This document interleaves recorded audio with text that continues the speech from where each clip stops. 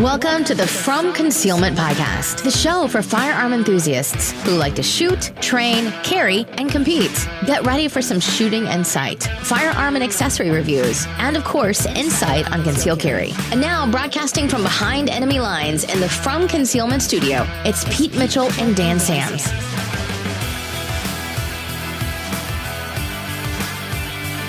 Hey, Freedom Nation, this is Pete Mitchell. And I'm wearing a tinfoil hat. Woo, doggy. No, I tell you, man, you and I were just talking right before we kicked off this podcast. Mm-hmm. And you were asking me, how am I doing? And my response is, I'm only as good as the wife is. And she's at the end of a rope. Like this morning, I went out. I've been doing this lately because I used to do it pre-house arrest. I'd go get my workout in first thing in the morning. So I've been just going out for a bike ride, and then I'd come home and do some strength training stuff here at the house. So I went out and I did my bike ride, before really anyone's moving around. I mean, my wife gets up first, but whatever. The kids haven't eaten breakfast yet. So I get back and I'm tired, right? I haven't had anything to eat yet. I'm like, all right, I just need to go change. So I go in our bedroom. My wife's in the bedroom. And she's like, all right, I'm trying not to be grouchy today. I'm like, uh-oh. When she's warning me, I'm trying not to be grouchy. Uh-oh. That's danger. So I was like, oh, the kids already, acting up, because the kids have been getting worse and worse, which is honestly understandable. I mean, they're freaking cooped up.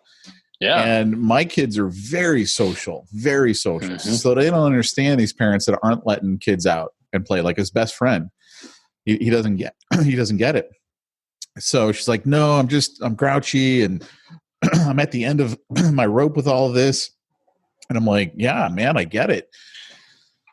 And not a lot I can do about it, but here in California, we are finally reaching the end of people's patience for this, which it's still amazing to me, because one of the social networks that I like to peek into every once in a while is called Nextdoor. For those of you that know it's basically about your community. And so there's this idiot in there, and he's like, no, I'm a millennial, but blah, blah, blah, government will take care of us, and government should do this and government should do that. And, I don't understand why it's not a big deal that we all just stay home and blah, blah, blah. I'm like, freaking participation trophies. You're the example of why we don't need participation trophies right here. And my wife lived in the same house her entire life until the day we got back from the honeymoon. Wow. So she never lived in a dorm in college. She commuted from her home. She is like, this is where I live. This is where I'm always going to live. Mm-hmm. I hate California, as we all know. I hate it with a passion. I want out of this stupid state. I got her to finally start thinking maybe we should move. And now it's reverted back to, no, this is our home. We're staying here. So I'm like getting frustrated because I'm just seeing it get worse and worse. But that's kind of like the mentality of California. We just stay and put up with this crap. And I don't know how much you've been following what's been happening here. So 2 weekends ago, Newport Beach was open. They were one of the few beaches that was open here in Orange County. And so everyone went to the beach because it was freaking hot. Mm-hmm. Now, when you go to the beach, are you sitting next to people you don't know? No. Of course not. No. There's always space in between you and people you don't know. I mean, that's just weird. Who would be like all next to people you don't even know, right? So Gavin Newsom, our dictator governor, decides to close the beaches. At first, it was for the whole state, but then when he issues the order, he goes, no, I'm just closing them in Orange County. What? He was pissed at us for going to the beach and not bowing down to his holiness. Oh, yes, master. We follow you, master. And so, excuse me, guys, man, I got something caught in my throat. So literally, he closes the beach in Orange County. Man. And it's like, you are the definition of a tyrannical dictator who you didn't get your way, you're closing the beach. And it's like, I don't understand people who are still supporting this crap, especially after we've seen the numbers come back and they're full of crap. Yep. It is not as deadly as they all said. Not even close. Not even close. And you know, we've got people who are starving to death, whose businesses are closing up. And there's a restaurant, and I don't know where it is. And the lady who ran it just basically said, I can't afford to live on $20 a day anymore, which is all. She's not getting unemployment. She doesn't get the protection, the PPP loan. She didn't get anything. So she's like, I finally just said, forget it. I got to open up. Her restaurant holds 25 people. She had 100. Good. And you know, and she got threatened, and she's like, I don't care. And she sold out of food by 3 p.m. and opened up again the next day. Good for her. And so my wife was like, where is it? Let's go. Yeah. Well, and at some point you have to look at it like, okay, so I could get arrested or I could not feed my family. And at some point it's like, well, might as well take the risk, because then these are the places where a lot of our people are getting to. And that, you know, what's the lady in Texas that's pretty much, she's like, I couldn't get this loan, couldn't get this thing. The like, salon owner. She's like, and like, this was her last resort. It wasn't just, I'm pissed and I'm doing this. It's, I'm out of options. And so this is what we're going to do. Yeah. And what she showed is that it works. Yeah. You know, the freedom dudes got together and just sat out there. Cops stayed. I think they said the cops were a few hundred yards away just watching. Cops didn't want to make a move because, like, as soon as they do, now it's going to be a big incident.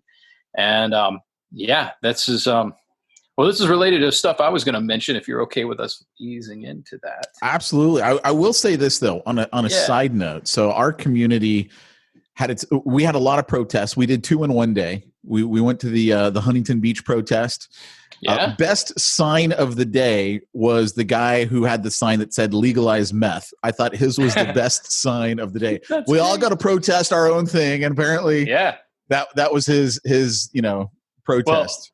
Well, I technically agree with him. I don't think that the government has any business regulating substances for I think using meth is terrible. And I think it's the dumbest thing you can do. It's the dumbest thing you can do. But I don't think there should be a law against it. Actually, I don't know if you saw, there was a debate going on my Facebook feed about this situation in Texas where, and he's like, and this guy who's a statist is on there and he's like, well, she was breaking the law and the cops need to arrest her. And I'm like, she's trying to feed her family. And he's like, she's a criminal. And I'm like, oh, okay. And he's like, well, and I use the whole, she's trying to feed her family argument. He's like, well, would you say the same thing about a meth dealer? Should we just legalize meth then also? And I'm like, yeah. And I'm like, I mean, I think meth is awful, and I think you'd be bad for selling it, but like, I don't think there should be a law against it. So next, right. So that was fun. I didn't see that on your Facebook. I got to pay more attention, but no, that was not a fun one. I mean, well, it was kind of, but I don't know, man. I've come to realize that I am under a lot more stress than I thought I was. Oh yeah. Oh, we got to talk about this. Yeah. I deal, like, first of all, I tagged our mutual friend Peyton in a post because there was a shirt for sale. Someone was selling a t-shirt and it had Care Bears and a rainbow and it said, I hate people. And I was like, that's the shirt for me, man. Right there. That's the one. Yeah. So I tagged our buddy Peyton. I'm like, hey, is this our new uniform right here? And so, I mean, understand this when I say I am like, I was born for this stay-at-home moment, but my wife is not. Yeah. And my kids are not. And so the stress on me is like, I know they're not happy. And as a dude, as a husband, as a father, it's like you want your family to be happy, to be enjoying life, to not feel like they're under house arrest. Yeah. And I just been realizing, man, I am like more and more under stress. I get more and more feisty with people. I've never had a great relationship with my parents, but I went off on my mom. I mean, I was like, this is like, because she's part of the crowd that's like, no, we need to all stay home. This is going to save lives. And Romans 13. To which I obliterated her argument on Romans 13. And I basically went off. I was like, try and imagine you don't have your home paid off, because I know their home's paid off. Mm-hmm. Try and imagine you're not living on a pension and a retirement, and you can't feed your family. I know there's this invisible disease out there that's very real, and it's very scary for someone in your position. But try and think about someone else. And if you're staying home, how's it going to affect you? Yeah. It's not if they go out. Yeah. And finally, at the end, I just said, I'm sorry you still can't see how evil this is to do to innocent people. Yeah. And it just was like, bam, right? Because I'm just like, I'm done. I'm done with anybody who is like going to defend this crap. Yeah. Well, so two things on this. So you're talking about how you're feeling it more. I would say I am too, especially as a pastor, when most of what I do involves face-to-face ministry with people. I'm discerning what's going on. You're reading the room, reading their body language to know how somebody's doing. You can't do that the same way through a screen, right? So then also part of my job is to communicate doctrine. And so I like to communicate it in ways that are understandable and clear. And I know that certain things about Christianity are true and people hate the way they sound. Yeah. And so I want to make sure that if there's an offense, it's purely because of the truth, not because I'm coming off with a 10 ear about it. And it's just really, really hard when you can't physically be with the people you're caring for. You're communicating things that people are taking out of context. It's the illustration I've used is that now so much conversation is going on through non-personal means. And what do they say normally when there's conflict or when there's something that could cause conflict? They say, well, have the conversation in person. It tends to just go much better. Everything. Well, now we can't do that. So now every bit of communication between people lacks that personal touch. Now you add to it the tension of being inside for this long. Yeah. You add all the other external factors. Actually, my wife had me listen to this podcast from Dan Allender, who is this Christian psychologist or whatever. And he was talking about how collectively our culture is experiencing trauma. And everybody all in the midst of this is experiencing it in different ways and to different degrees. But pretty much there's a trauma happening to our culture, to our globally. And he's like, that's affecting people. And even the most chill person, it's affecting us. And even if just by proxy. And so I thought that was really interesting. And so all these things, there's this added tension. And we're getting to that place where like it's going to start playing out in more kinetic ways, I think. Yeah, and that could get really scary, especially in states where, like here in California, you can't open carry.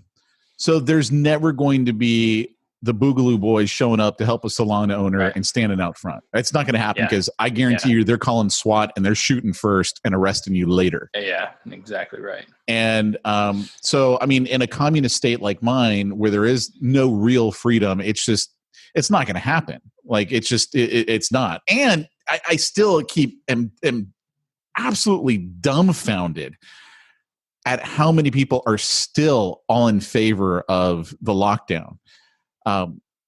Somebody put out, it was like Oscar Mayer Wiener month or some crap like that. And so everyone, bring your barbecues out to your front yard and we're going to all cook out in our front yard. And so we'd already eaten and we saw our neighbors were doing that.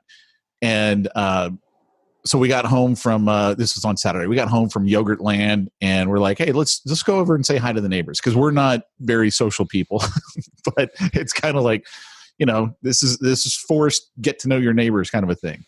Yeah. So we walk over there and, a couple of our neighbors are elderly, right? I mean, and so the lady was like, oh, I think for us, we're not going to be able to get out until, maybe halfway through July, end of July.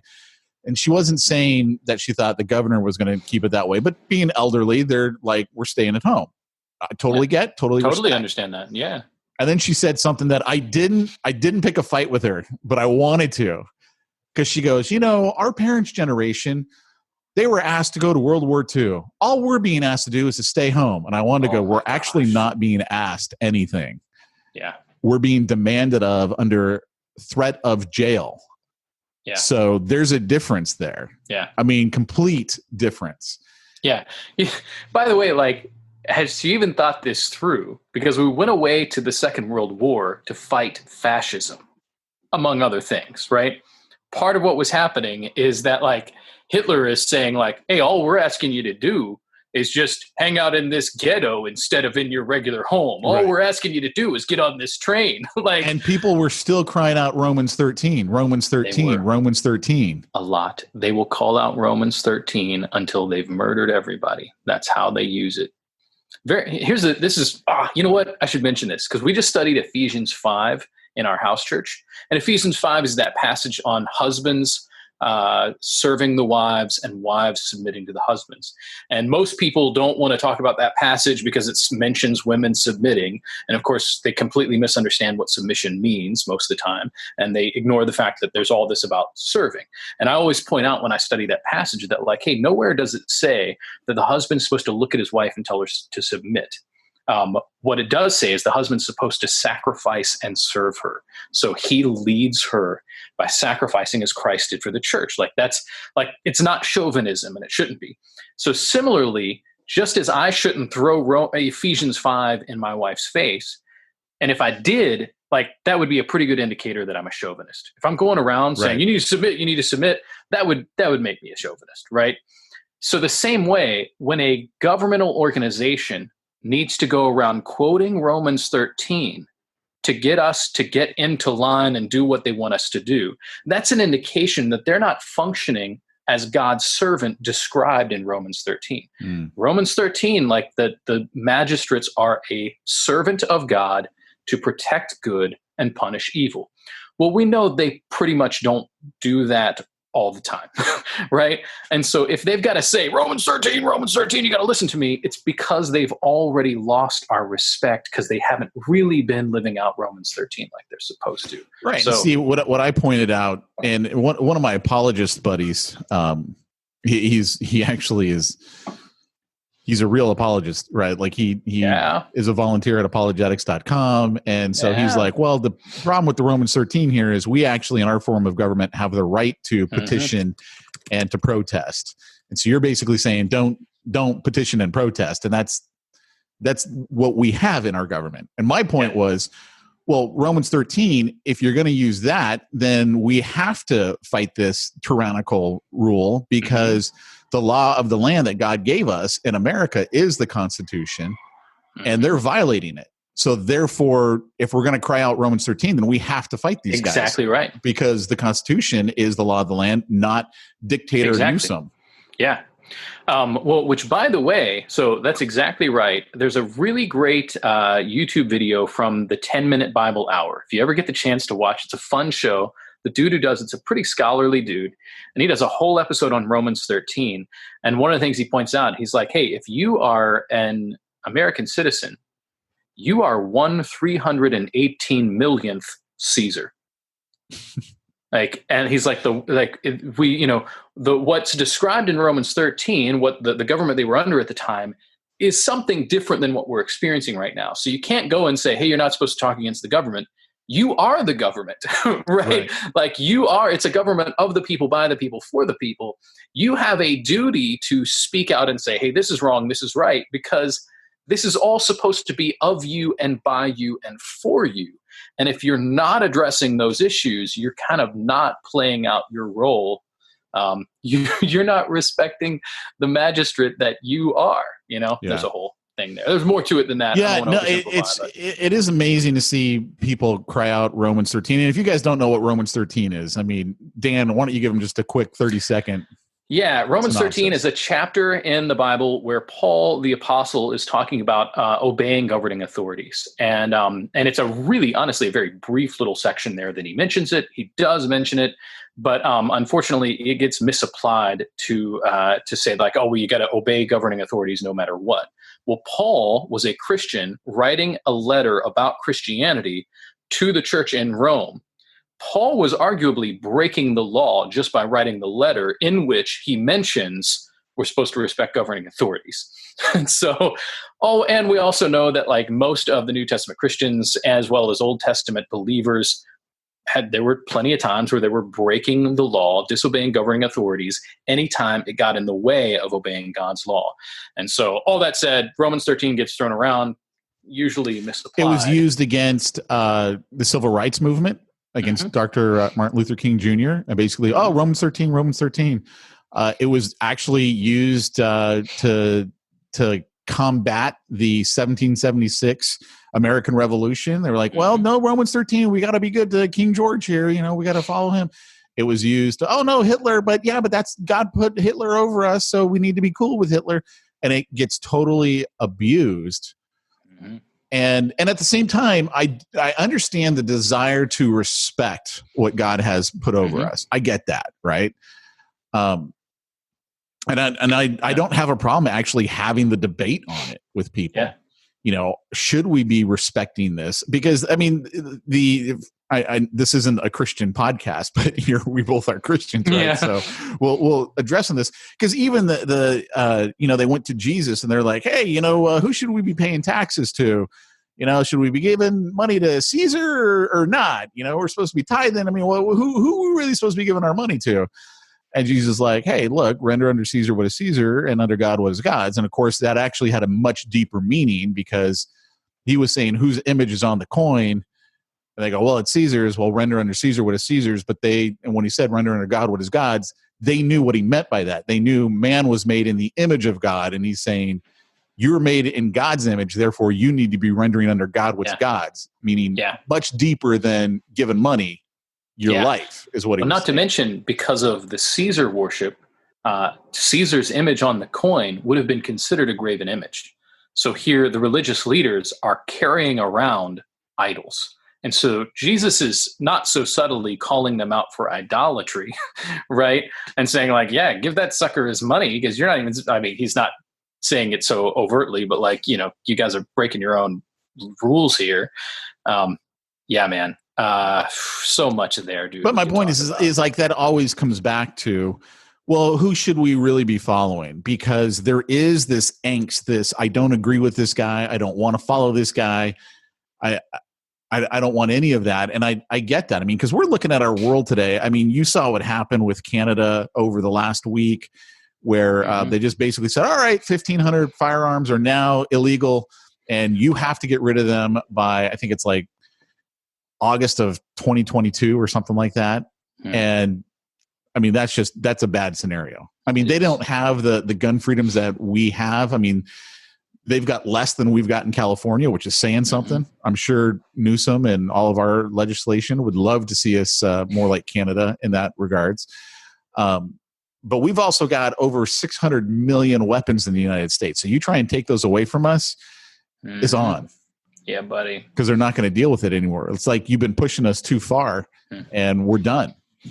So could I talk? I think I don't want to take too much time down this Romans 13 rabbit hole, but you brought up something that reminded me. I was actually on another podcast where we were addressing this a little bit, and we talked about the three types of authority that are mentioned, and you could argue four mentioned in Scripture.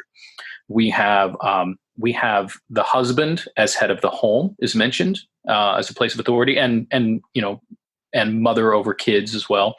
You have elders in a church have the realm of spiritual authority. You have boss and worker authority, and then you have governmental authorities. What's really interesting is that those are all seen as distinctive. The government is not allowed to step in and tell us how to worship. They're an authority structure, but they're a different authority structure. Their jurisdiction is not what happens in worship. In the same way that, like, I'm a pastor, my job is not to execute criminals. Like, it's not my job. I'm not supposed to be doing that. And so similarly, like, the government does not have a say in how I lead my home. And so what God has given us is these structures of authority. And I have an authority as head of my house and as an elder in my church to exercise that authority there. And I have a role to submit to the governing authorities. But when the governing authority, the government tries to step in and intervene in my home or my church, Well, now they're way over the line. And so some of these things where they're stepping over the line and interfering with a person's ability to ability to, feed their families, they're outside of the boundaries of what they're allowed to do. Their job is to protect good and to punish evil. So basically, like, protect innocent citizens from being stolen from and attacked, and to punish murderers and rapists and whatever. That's all they're supposed to do, man. And so what we're looking at in some of these things, if you want to know whether or not you're supposed to disobey the government, one, if their rule tells you to break God's law, it's time to disobey. Second, if they're trying to step into an area that is outside of their purview, time to disobey. Or if they're breaking their own laws, as in with, violating constitutionality. Anyway, that was a little side note. I figured I'd throw that out. Yeah, man. So the rabbit hole you wanted to go down. Yeah, I got a whole other rabbit hole we got to go down. Yeah. So I want to do this cautiously because I want to preserve some anonymity for our freedom brothers. But if you guys have been following on Instagram, and if you've been following the Boogaloo Ice Shelter, Large Ice Shelter, Big Luau, Pig Roast Friday Night, whatever it is that they're calling it these days, if you're following that on Instagram or on some of the other social media platforms, you're starting to notice that what you were following as meme pages that were really, really fun meme pages are now turning into freedom communications. And so what we're starting to see is situations like the Texas salon, where the guys just armed up and stood outside so a woman could run her business. What we're starting to see is guys are live streaming those kinds of things to essentially document what's happening in case there's an incident with the police.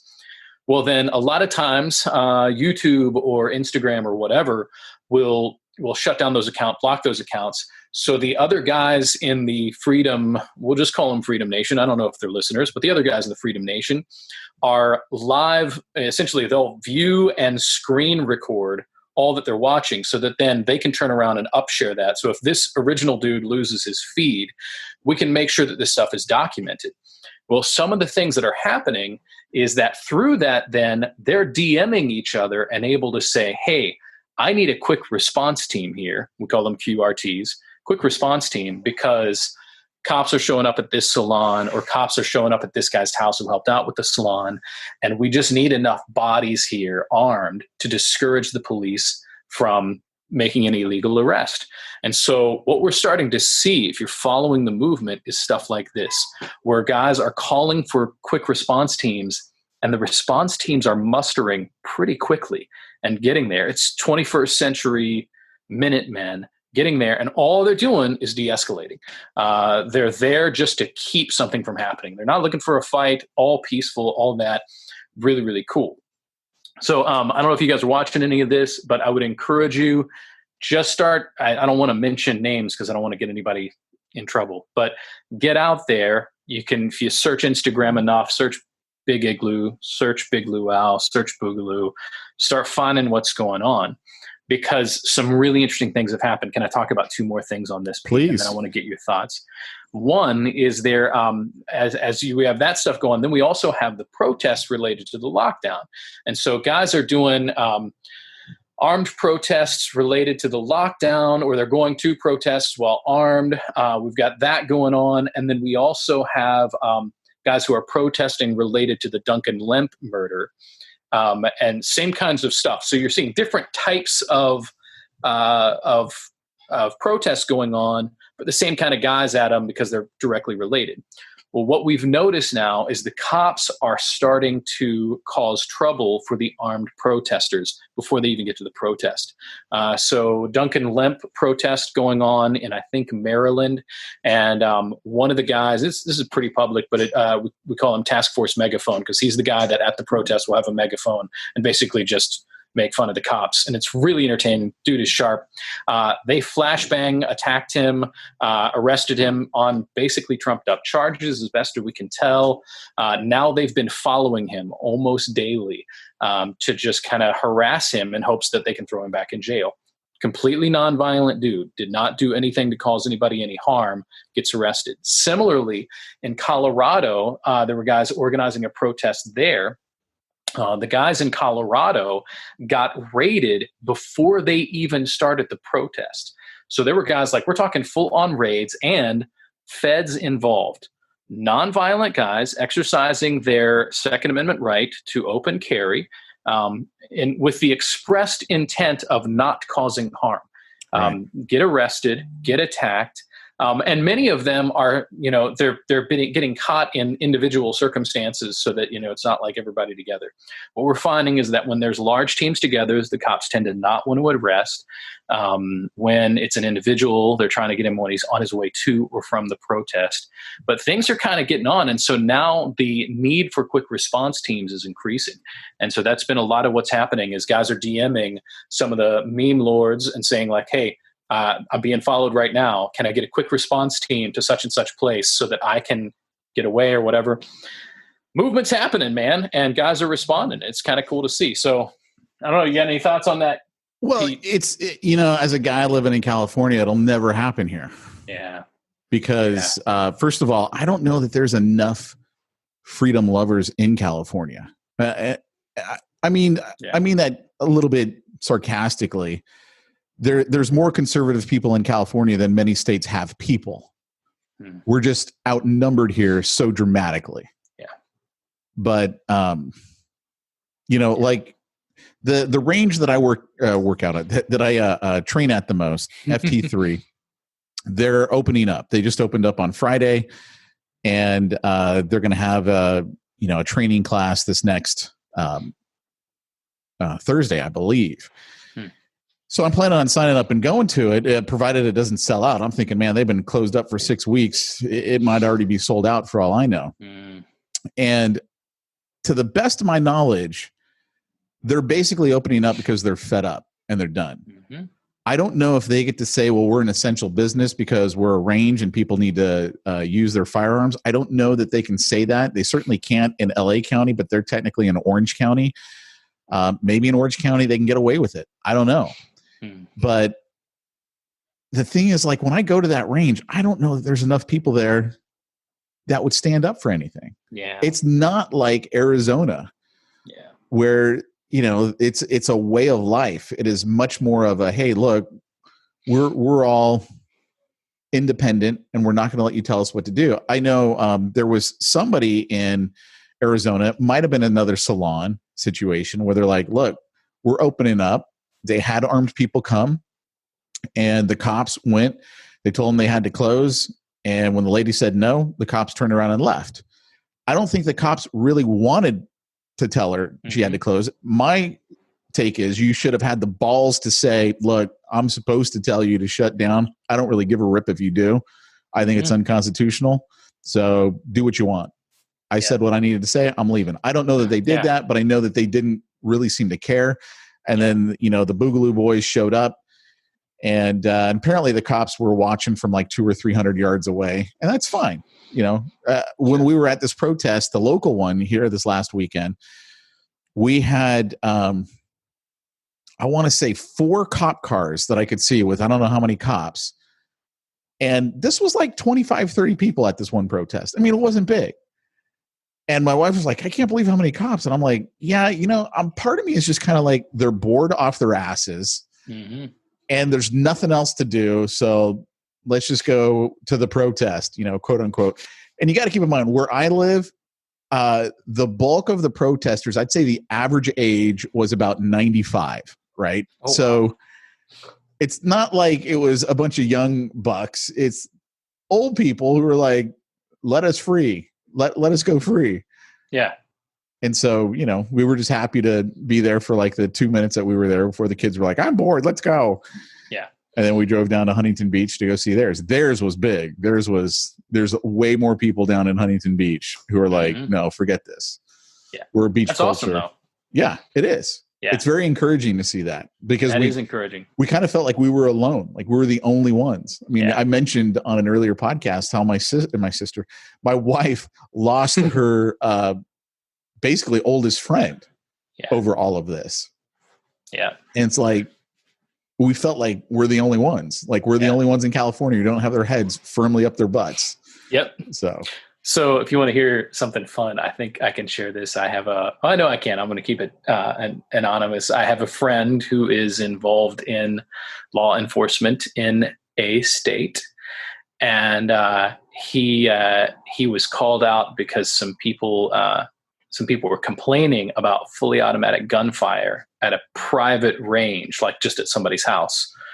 And they wanted them to go and shut him down. And so so he sends me a video of him at the range with these guys. And he was like, yeah, this is great, you guys. So they let him fire the M60. And so he's just got a video of him just emptying this thing. And I mean, he's there in his, officer's, uniform. And I'm like, I love it. See, that's the kind of cops we need right now. That's what we need, is guys to show up and say, hey, can I shoot too? Like, it's like the cop who was gets called on a noise ordinance because some kids are playing in a band, and he's like, can I play? I used to play. Can I jam with you? Let's do it. And so like they just do their thing, man. I think that's awesome. So yeah. I don't know, man. I'm just I want this thing to end. I think our governor, like he said on Sunday or Saturday, I'm going to make changes. It'll be in days, not weeks. And it's because of all the protests. The protests keep going on. And it's like, well, yeah, you took away our jobs. You closed our businesses. We got nothing else to do. Guess where we're going? To you. Yeah. And we're going to show up and we're going to protest. And so I think he's starting to get the picture that he can't keep doing this. But again, at least here in California, he said, okay, we're going to have 4 phases to this, reopening. And here's the thing, like on another podcast that I do, Church Planner Podcast with Peyton Jones, we talked about this, the episode that's releasing today, because Peyton's finally come around to our point of view. It's taken 6 weeks, but he finally came around, right? Yeah. And he's like, yeah, okay, how can you tell me that a church is somehow more dangerous than the supermarket? Exactly. And you're going to make that the 4th stage, like that to you is or a 3rd stage, that to you is so dangerous that we have to wait until 3-4 months from now to open up our churches. Why can't we social distance in the building the same way we're supposed to be doing at the grocery store? Yep. It's because it's control. It is. It's because they want to be able to control. And let's face it, in California, most of them don't like churches. Yeah. I mean, most of our elected officials, it's not even that they're indifferent to it. They genuinely don't like it. And there's a direct hostility towards anything that says that perhaps certain choices that they've made in their life are bad choices. Well, in seriousness, any type of religious practice, a meaningful one, especially Christianity, is seen as a direct threat to any type of a Marxist movement. I mean, so many things about the Christian worldview are directly opposed to Marxist socialism. Right. And so they really don't like Christianity because our worldview opposes them directly. So, this is interesting. So you're talking about like Peyton coming around. And he even said on the podcast, he goes, a week ago, I wouldn't have said this, but we need to start rebelling and we need to start opening our churches. Yes! I know, right? Peyton! I love you so much. And then he goes, okay, I'll say it again. Pete was right. And I'm like, yes! Yes! He finally said it. Pete was right. So yeah, what I want is for Pete to be like, Rick Warren can suck it. Because Rick Warren's been one who's like, if you love your people, stay at home and don't have church. That's not how he really sounds, but I have a Southern Baptist. Really? Is he saying that? I haven't. Yeah, I have a Southern Baptist friend who I'm trying to talk to some of these other pastors about, like, hey, maybe we should think about opening up. And the Southern Baptist, of course, just quotes Rick Warren and is like, Rick Warren says, and I'm like, note that I didn't say this, but I'm like, note that you didn't quote scripture. You quoted freaking Rick Warren. Right. So, which I will say this, I actually, of all the mega church pastors, he's one of the ones that I totally respect. I respect some things. He's a good, I don't like a lot of his theology, but he's a nice guy. I totally respect Rick Warren. I mean, that guy has done so much for both church planters, for spreading the gospel in the world. I mean, I may not agree with everything the guy says, but I'd also can't say I disagree with any salvation issues that he's got. So not that I know of. He's a little soft on a couple of things, but I think he really believes the gospel. I believe he's a brother. Oh no, he totally does. He totally does. So speaking of all this though, so Peyton coming around, I'm having more conversations with pastors who are coming around to where we're at. So I've got a pastor friend who I was talking to last week, and this is the dude who so focused on like, I'm just doing ministry and that's what and he's solid dude. And he's like, I've never really been political or anything like that, but he's like, tell me about this boogaloo. And I'm talking That's like, awesome. I'm sitting down and he's asking me about buying a plate carrier. He wants advice on plate carriers. He's planning on buying property, selling his house, getting to the country and building a bunker. And I'm like, I'm so proud of you. So, but that's the other thing is I'm noticing pastors who are looking at this and saying like, man, I got to think about what this is going to look like long term. And I'm hearing more pastors that are coming around to where we're at. And that gives me some joy. Because if you're familiar, man, during the Revolutionary War, man, they called them the Black Robe Regiment, man. It was the pastors who would like preach in their, black robes and take them off, and underneath they're in full kit, ready to, and they would lead regiments of the men from their church. There are statues to them on the East Coast. Yes. Pastors with a Bible in one hand and a big old sword on their side. Yeah. And it's funny though, because I've been listening on Audible to On Killing, a book that you recommended. Mm-hmm. So this morning I'm out for my bike ride. I decide to turn on Killing. And by the way, guys, I mean, it's on killing, right? It's on the psychological effects of killing and the studies, the experiments, the everything that you can think about from basically, I mean, they go back to pre-Civil War, but from Civil War on forward. And it's funny because the more and more I listen to that, like there was one stat that I thought was pretty amazing. They said 98% of soldiers were affected by killing in this, over a certain time frame. 98%. And the 2% that weren't affected were sociopaths. Mm-hmm. And I was like, I always kind of figured I would be one of the ones that wouldn't be affected because I have such a defined definition between right and wrong that I don't have a problem stopping wrong. I don't want to kill. But if I had to, it would be like, no, but I know the difference between right and wrong. You were wrong. It's on you. But then you start seeing those numbers and it's like, okay, but 98% are affected and the only ones who aren't are sociopaths.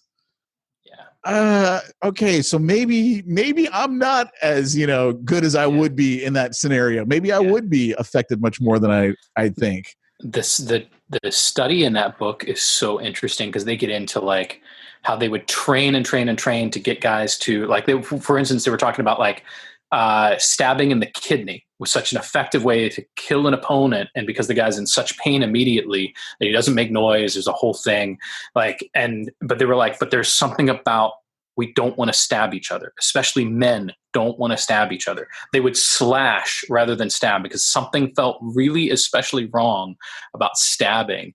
And then they get into like the longer the implement was, the more likely they would use it to kill somebody. So like you were more likely to kill somebody with a spear than with a sword, not because it was easier, but because the further removed you were from the person you were killing, the easier it was. And then they extrapolated out to like these, guys flying Hiroshima was even. But then they get into there's still psychological trauma from it, which is So this reminds me, my wife is a licensed counselor, and she says, trauma affects so much. She's like, so many of my clients have a trauma issue that really needs to be dealt with in a different way. But she's like, there's really not been enough study on trauma. So she's reading this book called The Body Keeps the Score, and it's about trauma. And one of the things that comes up in that. One of the things that comes up is that the military did not, all this government funding for all types of research, and they just didn't want to fund trauma research, which is really interesting because around the time that they're cutting off trauma research, they're ramping up the MK Ultra program where they're using trauma. They're studying trauma to get people to do things. But like the idea of studying trauma in order to bring a little bit of healing to troops, that wasn't really of interest to them. Those are two really great books. I think, man, read On Killing, read The Body Keeps the Score. Those are two. Body Keeps the Score is more clinical, but wild stuff. I'm glad you're reading that book, man. Yeah. No, it's very interesting, especially the very first chapter when he talks about sex and the changes of sex in our society. And I'd never thought about, everyone's in a teepee. Everyone kind of, they hear mom and dad over here and making funny noises, and, grandma and grandpa are in the teepee too. And it was like a different time. Yeah. And I was like, wow, I never thought about that. And then one of the points the guy made was, if you were a pedophile, you couldn't be a pedophile in that society without basically permission from other people in the family, because everybody slept in the same teepee. Yeah. Everyone knew what was going on. Yeah. And I was like, wow, I never thought about that. Mm-hmm.